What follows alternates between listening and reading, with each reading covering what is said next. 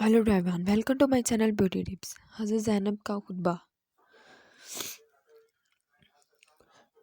यज़ीद ने अब्दुल्ला बिन ज़ुबैर सहमी के कुफर आज़माइश पड़ी जो इसने बजालत कुफर के थे, साथ ही खुद भी इनमें कुछ इजाफा किया और कहा कि मैं फ़र्जंद मोहम्मद से अपने आबा का इंतकाम लेना चाहता हूँ जो ये फ़र्जंद मोहम्मद के हाथों कत्ल हुए थे। ज़ैनब बिनते अली इन्हें तकरीर शुरू की और यज़ीद की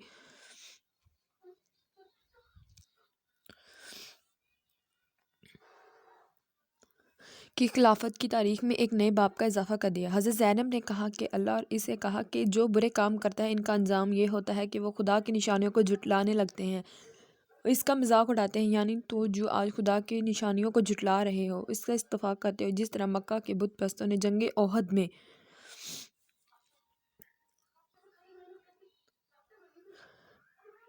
कुछ मुसलमानों की शहादत से खुश होकर गीत गाए थे। तो भी फरजंद रसूल की शहादत से खुश होकर शेर ख्वानी कर रहा है और रसूल खुदा से इंतकाम की बातें कर रहा है। ये तो तेरा ये हाल क्यों है और यहाँ तक नौबत कैसे पहुँची? ये सब तेरे अमाल की शामत है।